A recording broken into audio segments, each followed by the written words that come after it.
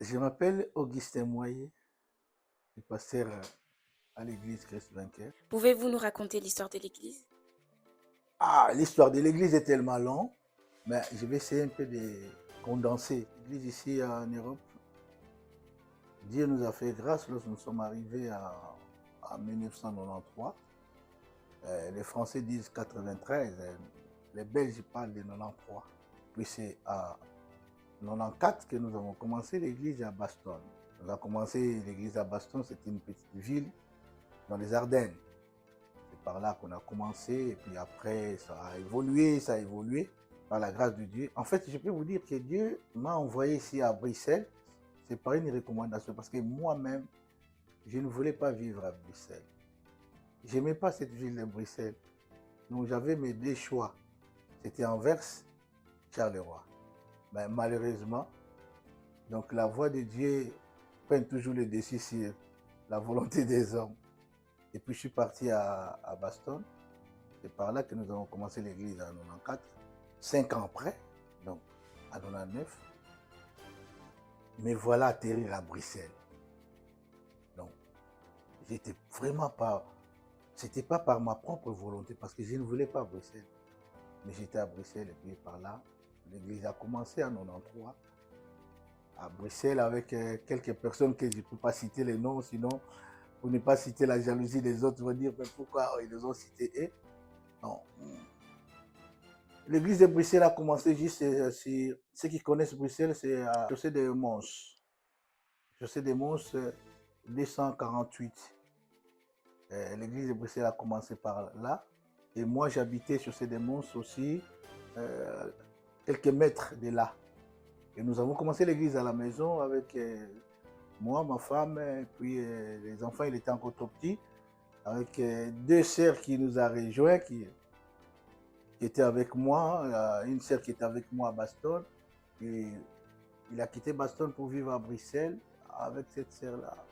Il y avait une autre sœur qui nous a rejoint là-bas et l'église a commencé à peu près avec 5 personnes dans une petite maison, un petit appartement. Et voilà, et puis bon.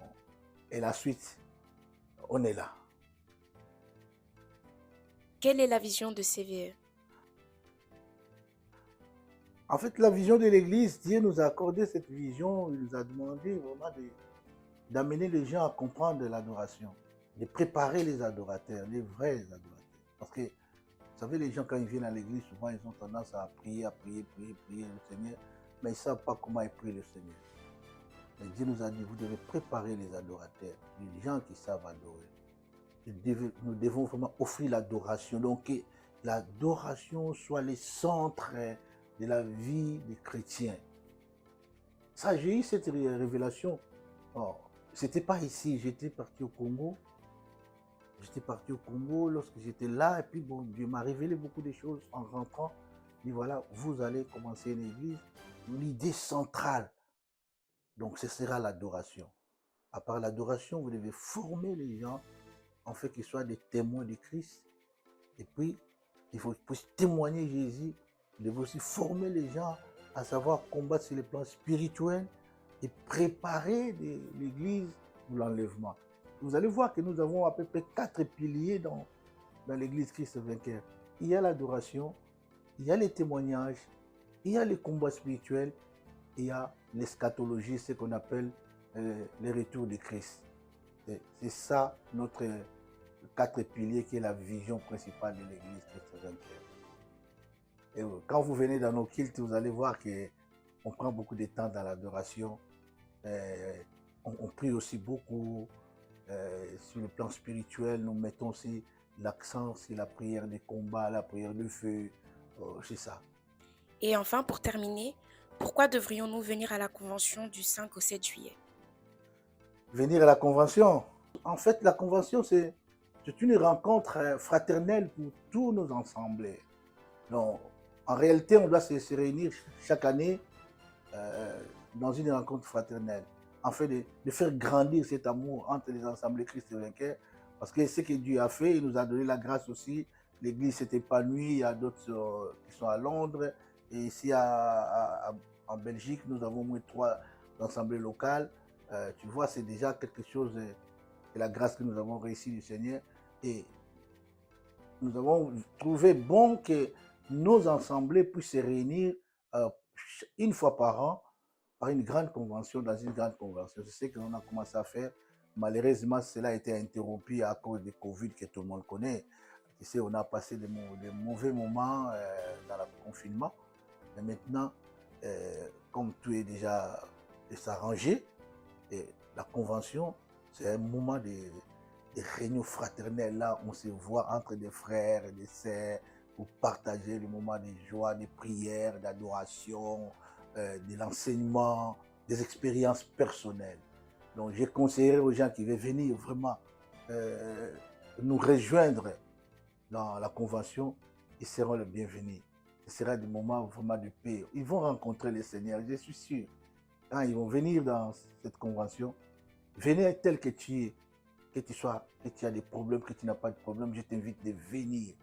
Venir rencontrer les saints. Tu verras des jeunes qui sont là en train de servir le Seigneur dans le chant, dans la musique, dans l'audiovisuel, dans le protocole, tout ça. Tu verras des mamans qui sont vraiment, waouh, sympas. Ils sont là, ils vont vous accueillir, qui chantent dans la chorale. Donc, si tu vas sentir, donc vous allez sentir vraiment la présence du Seigneur. Je vous conseillerais de venir. C'est une bonne chose. Et la parole qui sera prêchée, surtout enseignée. Et notre thème, je ne sais pas si je peux vous donner le thème. Notre thème, connaître le vrai Jésus. Ah, connaître le vrai Jésus, on dit, mais pourquoi on va connaître encore le vrai Jésus? Oui, quand on parle du vrai, c'est qu'il y a le faux quelque part. On ne peut pas dire le vrai sans avoir un faux. Donc ça veut dire s'il y a un vrai Jésus, c'est qu'il y a aussi un faux Jésus. Ben nous, dans notre thème, Dieu va nous enseigner pour que nous puissions connaître le vrai Jésus qui, lui, il amène, il présente aux gens la vie éternelle. Mais le faux Jésus lui présente aux gens le bonheur matériel. C'est ça, en fait, ce que je voulais vous conseiller. Venez, venez, vous ne manquerez pas d'expérimenter la bonté du Seigneur et la grâce du Seigneur. Venez seulement. Je ne peux pas vous faire l'apologie de nous-mêmes, mais je demande seulement de venir ces jours-là, les 5, les 6 et les 7 du mois de juillet. Ça sera 3 jours de rencontre avec le Seigneur. Venez, vous allez rencontrer le vrai Jésus et il vous bénira.